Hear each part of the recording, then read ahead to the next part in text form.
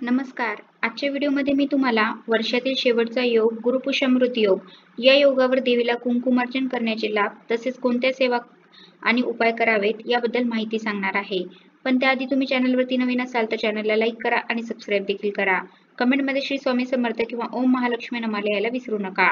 गुरुवारी पुष्य नक्षत्र आलं तर त्या दिवशी गुरुपुष्यामृत योग होतो. हा सर्व कार्य शुभ समजला जाणारा योग. या योगावर सुवर्ण खरेदी केली असता त्याची वृद्धी होते असा समज आहे. मात्र हा योग शुभ असला तरी या दिवशी विवाह करत नाहीत, कारण पुष्य नक्षत्र विवाहास वर्ज्य मानले जाते. एक सामान्य माणूस या शुभ मुहूर्ताची निवड करून या दिवसाचा लाभ घेऊ शकतो. अशुभतापासून वाचवण्यासाठी गुरुपुष्यामृत योग श्रेष्ठ आहे. यंदा 21 नोव्हेंबर 2024 रोजी या वर्षातील शेवटचे गुरुपुष्यामृत योग आहे. आपल्या जीवनात यशाची प्राप्तीसाठी या योगाच्या दिवशी कोणतेही नवीन काम जसे की व्यापाराची सुरुवात करणे, नवे काम हाती घेणे, बंद पडलेले काम सुरू करणे असे केल्यास हमखास यशाची प्राप्ती होते. गुरुपुष्यामृत योग फार क्वचितच बनतं.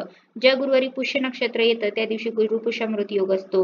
गुरुवारी शुभ काम करणे तसेच धार्मिक कार्य करणे शुभ असते. पुष्य नक्षत्र सर्व प्रकारच्या शुभ कार्यासाठी अत्यंत शुभ मानले जाते. गुरुवारी पुष्य नक्षत्र असल्यास शुभ आणि अद्भुत फळदायी योग बनतो. या दिवशी देवी लक्ष्मीची पूजा करण्यास सांगितले जाते.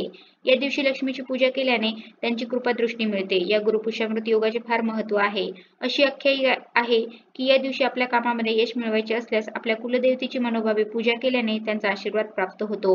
गुरुपुष्यामृत योग पूजा, तंत्र, मंत्र, संकल्प, साधना, जप करण्यासाठी उत्तम आहे. व्यक्तीच्या यशप्राप्तीमुळे त्यांच्या जीवनात वृद्धी होते.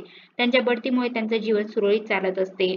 पुष्य नक्षत्र म्हणजे काय तर पुष्यचा अर्थ आहे पोषण करणारा, शक्ती देणारा, ऊर्जा देणारा. कदाचित पुष्य हे एखाद्या फुलाचा वाईट प्रकार असू शकतो.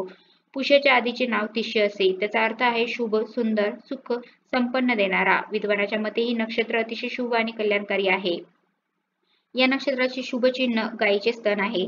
त्यांच्या मतानुसार गायीचे दूध संपूर्ण जगासाठी अमृततुल्य मानले जाते. त्याचप्रमाणे पुष्य नक्षत्र गायीच्या स्तनातून निघालेल्या ताज्या दुधासारखेच आहे. पौष्टिक, लाभकारी आणि शरीराला तसेच मनाला शांत करणारा.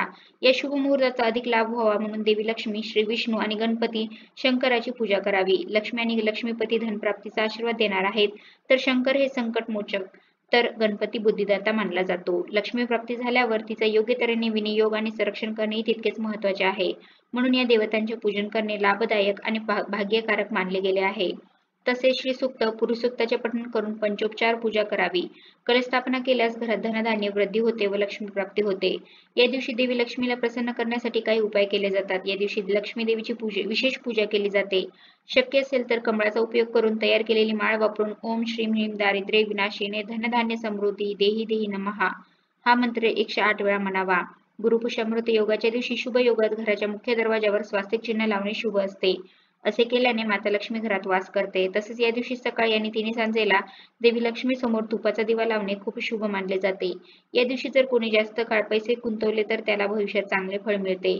एवढेच नाही तर या नक्षत्रात शिल्पकलेचा आणि चित्रकलेचा अभ्यास सुरू करणे, घर बांधणे, नवीन काम सुरू करणे, नवीन व्यवसाय करणे, गुंतवणूक करणे इत्यादी खूप शुभ असतात. या शुभ संयोगामध्ये कोणतेही नकारात्मक कार्य करू नये, कोणाशी भांडण करू नये, बोलण्यावर नियंत्रण ठेवा, अल्कोहोल आणि मांसाहार करू नका. या काळात जनावरांना मारणे टाळावे. गुरुपुष्य नक्षत्राच्या दिवशी सूर्याला हळद मिसळलेले पाणी अर्पण करावे. गुरु आणि सूर्यदेवाच्या मंत्राचा जप करावा. गुरुपुष्य नक्षत्रात दानाचे महत्त्व आहे. या शुभ प्रसंगी पिवळे कपडे, हरभरा डाळ, बेसन, मिठाई इत्यादी पिवळ्या वस्तू गरिबांना दान कराव्यात. याशिवाय विद्यार्थ्यांना शैक्षणिक साहित्य दान करू शकता. देवगुरु बृहस्पती बळकट करण्यासाठी पुष्कराज धारण करावा. असे केल्याने गुरुची स्थिती मजबूत होते. या उपायाने आपण भगवान विष्णू आणि माता लक्ष्मीला प्रसन्न करू शकतो.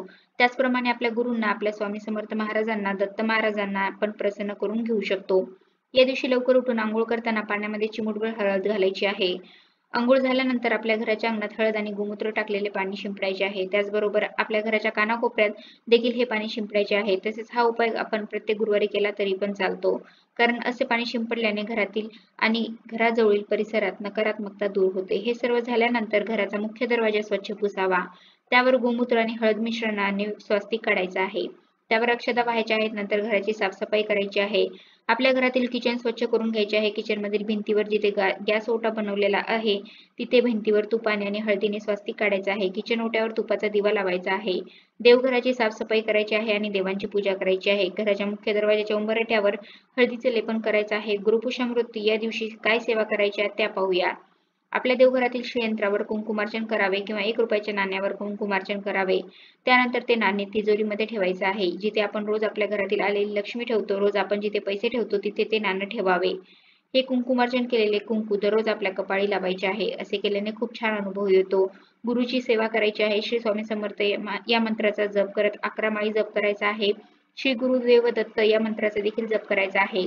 त्यानंतर आपल्या कुलदेवतेची सेवा करायची. ओम कुलदेवताय नमः असा जप करायचा आहे. असा जप करत 1 माळ जप करायची आहे. महालक्ष्मी अष्टकम 16 वेळा म्हणायचे आहे. कनकधारा स्तोत्रम एकदा म्हणायचा आहे. हे श्लोक तुम्ही ऐकूही शकता किंवा म्हणूही शकता. गीतेचा 15वा अध्याय 1 वेळा वाचायचा आहे. त्यासोबतच महालक्ष्मी मंत्राची 1 जपमाळ करायची आहे. विष्णू गायत्री मंत्र, कुबेर मंत्र, नरवाण मंत्र या सर्व मंत्राची देखील 1 जपमाळ करायची आहे. जपमाळ करणे शक्य नसेल तर निदान 11 वेळा तरी 1 मंत्र म्हणायचा आहे.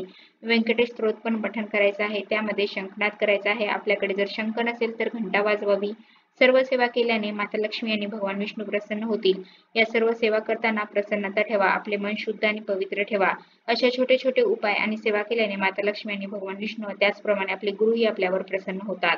यंदा 21 नोव्हेंबर 2024 रोजी गुरुपुष्यामृत योग आहे. तर या दिवशी नक्की या सर्व सेवा आणि उपाय करा. चांगले अनुभव येतील. तर अशा प्रकारे आजच्या व्हिडिओमध्ये मी तुम्हाला वर्षातील शेवटचा योग गुरुपुष्यामृत योग या योगावर देवीला कुंकुमार्चन करण्याचे लाभ तसेच कोणत्या सेवा आणि उपाय करावेत याबद्दल माहिती सांगण्याचा प्रयत्न केला आहे.